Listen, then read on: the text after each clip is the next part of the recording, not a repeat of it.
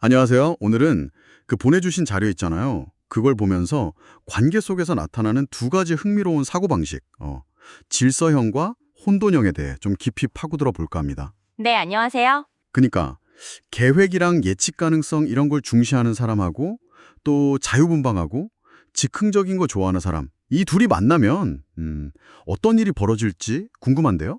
네, 맞습니다. 이 자료가 바로 그런 점들을 잘 보여주죠. 이게 단순히 성격이 다르다, 이걸 넘어서서요. 세상을 보고 관계를 맺는 아주 근본적인 방식의 차이더라고요. 아, 근본적인 방식의 차이요? 네, 그래서 이걸 이해하는 게 중요합니다. 누가 옳다 그르다 이런 문제가 아니고요. 그렇군요. 그럼 먼저 그 차이점부터 좀 짚어볼까요?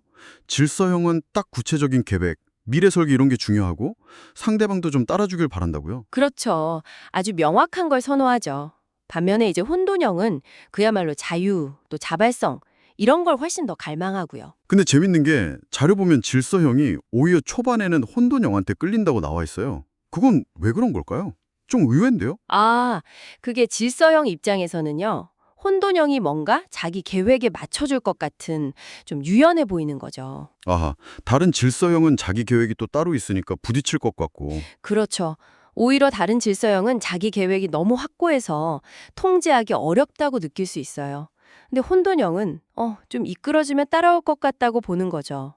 아, 거기서부터 뭔가. 네, 바로 거기서부터 이제 갈등의 씨앗이 생기는 겁니다. 질서형은 계획대로 안 되면 막 좌절하고 힘들어하는데 혼돈형은 반대로 틀에 갇힌다 싶으면 숨막혀 하거든요. 네네. 심지어 질서형이 혼돈형을 약간 지도 편달이 필요한 존재?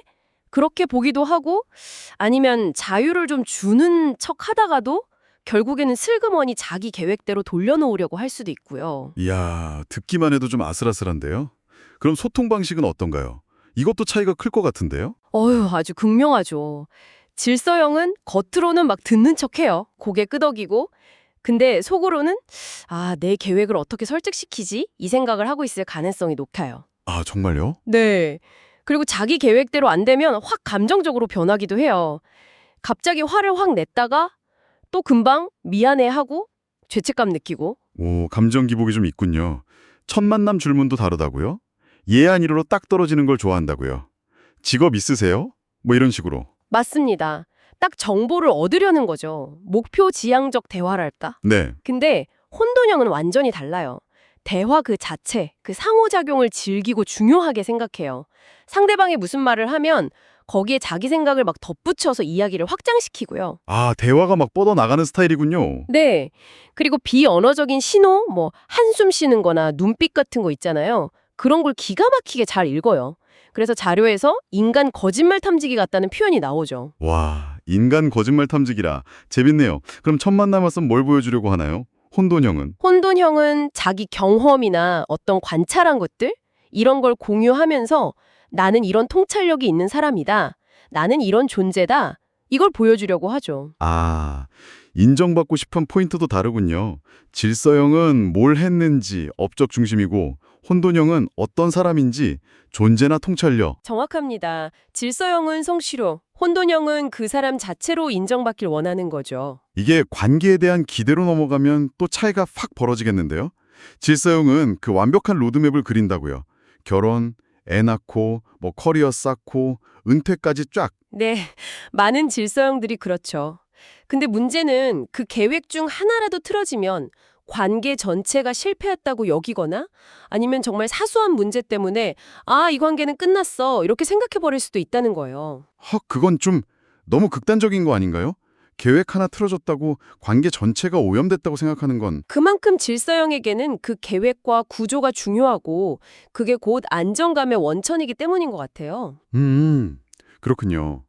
반면에 혼돈형은 좀 더 현실적이에요.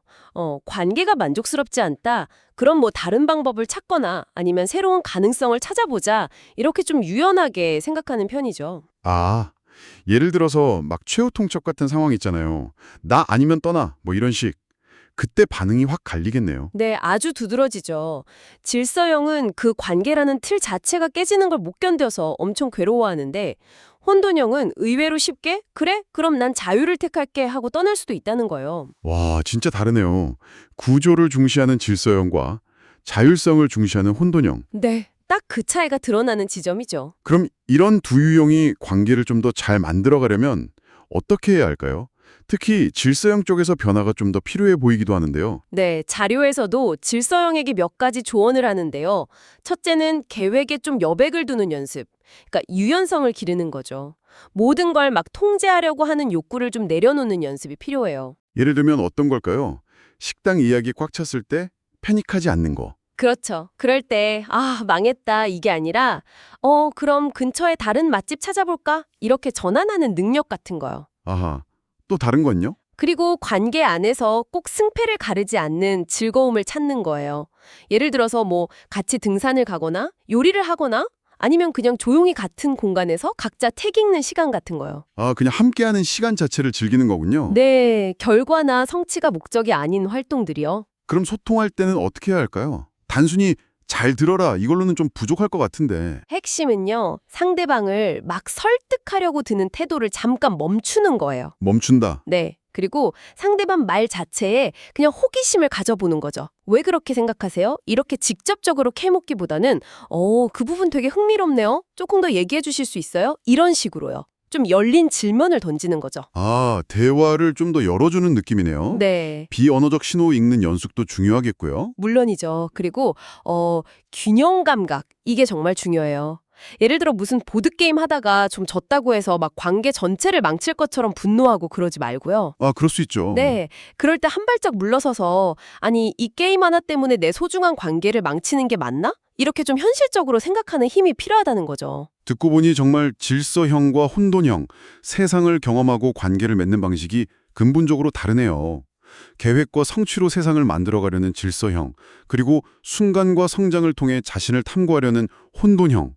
어쩌면 우리 주변이나 혹은 내 모습 속에도 이런 모습들이 있을 수 있겠어요. 네, 오늘 나눈 이야기들이 아마 당신 자신이나 또 주변 사람들을 이해하는데 작은 실마리가 될 수 있지 않을까 싶습니다. 네.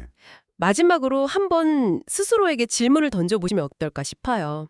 나는 주로 어느 쪽에 더 가까운 것 같지? 그리고 나와 다른 스타일의 상대방에게서 내가 배울 점은 뭘까 하고요. 아, 좋은 질문이네요.